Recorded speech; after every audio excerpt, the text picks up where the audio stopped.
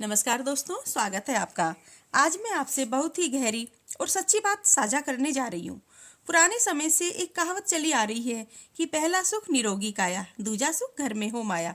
इसका मतलब साफ है कि दुनिया की सारी दौलत, पद, प्रतिष्ठा और सफलता भी उस व्यक्ति के लिए बेकार है जिसका शरीर स्वस्थ नहीं है।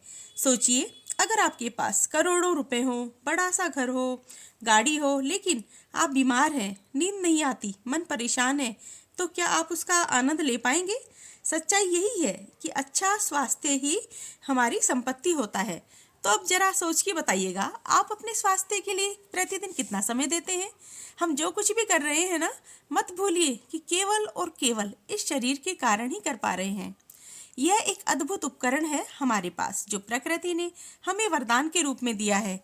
यह शरीर आपके पास प्रकृति द्वारा रखी गई एक धरोहर है, तो इसका बहुत ही ख्याल रखना है आपको।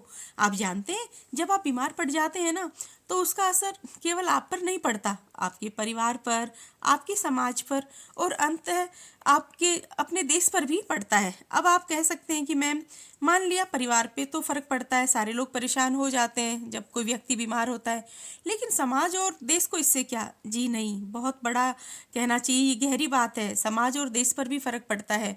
एक जो स्वस्थ व्यक्ति होता है ना, वो देश के लिए बहुत उपयोगी होता है। और आप यकीन मानिए, इसलिए कहा भी गया है कि एक स्वस्थ शरीर किसी भी देश और अच्छे व्यक्ति की नींव होती है। इसलिए प्लीज इस व्यापक नजरिए से खुद को देखिए, और जो ये संकीर्ण मानसिकता है ना, इससे अपने आप को मुक्त कीजिए कि मेरा शरीर आपको क्या। बहुत सारे लोगों को ऐसा कहते हुए सुना है मैंने, जब उनको बोला जाता है कि भाई अपने शरीर पे ध्यान दो, योगा करो, अपने डाइट पर ध्यान दो, तो वो कहते हैं हाँ कर लेंगे, हमारा शरीर है। लेकिन ये गलत बात है। देखिए, अरबी की एक बहुत ही खूबसूरत कहावत है कि जिसके पास स्वास्थ्य है ना, उसके पास आशा है, और जिसके पास आशा है उसके पास सब कुछ है। इस कहावत को दुनिया के सभी महापुरुषों ने अच्छी तरीके से समझा था, और शायद इसीलिए उन्होंने अपने जीवन में इसको उतारा भी, इसको अमल में लाया। जिनकी जीवनियाँ हम पढ़ते हैं ना महापुरुषों की, आप किसी का भी देख लीजिएगा, उन्होंने अपने स्वास्थ्य पर ध्यान दिया है। और कुछ जो वैज्ञानिक वगैरह ने अगर नहीं दिया था, तो उनको इस चीज़ का मलाल है कि काश हमने इतने आविष्कार की, इतनी खोजें की, थोड़ा सा ध्यान अपने शरीर पर भी दे लिया होता। ऐसे उदाहरण भी आपके सामने काफ़ी होंगे। महात्मा गांधी को ही लीजिए आप। गांधी जी तो घूमने को कसरतों की रानी कहते थे, और आपने देखा होगा उन जो हम पुरानी वीडियोस देखते हैं, वो बहुत ज़्यादा चलते थे, ज़्यादातर पैदल ही चलते थे। अगर वो अस्वस्थ होते तो क्या वो इतिहास रच पाते? नहीं रच पाते, है ना। तो देखिए, राजनीति हो, लेखन हो और कला की दुनिया हो, इसके जो हम अधिकांश सफल व्यक्तियों को देखते हैं ना, तो हम देखते हैं कि उन्होंने इतिहास 60 वर्ष की उम्र के पार करने के बाद ही रचा है। क्यों? क्योंकि वो स्वस्थ थे। अगर वो अस्वस्थ होते तो कुछ कर पाते? यदि आप स्वस्थ रहे और कम से कम बीमार पड़े, तो आप अपना समय और भविष्य दोनों नष्ट होने से बचा लेते हैं।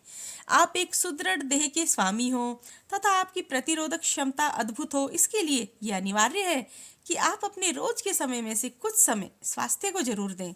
यह आपका घूमना हो सकता है, कसरत करना हो सकता है, योग करना हो सकता है, या फिर जिम जाना, जो भी आपको पसंद हो, पर स्वस्थ रहना है। इसके साथ ही मानसिक स्वास्थ्य है ना, उस पर भी बहुत ध्यान देना है। मैं देख रही हूँ आजकल मानसिक बीमारियाँ बहुत बढ़ती जा रही हैं, तो इसके लिए क्या करें? ध्यान और मेडिटेशन भी एक अद्भुत और बहुत कहना चाहिए बहुत ही ज़रूरी है। आजकल तो यूट्यूब पर ढेरों वीडियो मिल जाती हैं आपको इससे ध्यान की, मेडिटेशन की, और अच्छा स्वास्थ्य कैसे पाएं, तो आप उसको देख सकते हैं और कर सकते हैं। यदि आप इस काम के लिए केवल दिन का 1 घंटा सुबह का, या जब भी आपको टाइम मिले शाम को भी दे सकते हैं, हालांकि सुबह का बहुत अच्छा होता है, तो अगर आपने 1 घंटा अपने कहना चाहिए अपने स्वास्थ्य के लिए रख लिया ना, तो यह आपको ऊर्जावान बनाएगा पूरे दिन के लिए, और उसके बदले में आपको 4 घंटे लौटा देगा। अब ये 4 घंटे आपकी कार्य क्षमता को ये बढ़ा देगा। जो काम आप 1 घंटे में कर सकते थे, वो आप आधे घंटे में ही कर पाओगे। मेरी समझ से समय का ये जो निवेश है ना, ये बहुत ही फायदेमंद रहेगा। तो प्लीज़ अपने स्वास्थ्य पर समय का निवेश करें। और तो हमेशा याद भी रखें कि जो पहला सुख होता है ना, बड़े बुजुर्गों ने ऐसे ही नहीं कही है ये बात, बहुत इसमें गूढ़ रहस्य है कि पहला सुख निरोगी काया, दूजा सुख घर में हो माया। अगर आप स्वस्थ हैं तो बाकी जो सारी तो बाकी जो सारी खुशियां हैं ना आपके जीवन में अपने आप से आ जाएंगी। स्वस्थ रहिए, खुश रहिए और जीवन का आनंद लीजिए। आई होप कि छोटी सी जानकारी आपको अच्छी लगी होगी। अच्छी लगती हो तो प्लीज़ वीडियो को लाइक करें, चैनल को सब्सक्राइब करें। मैं ऐसी वीडियो लेकर आती रहती हूँ। फिर किसी वीडियो में मिलते हैं। Till then bye.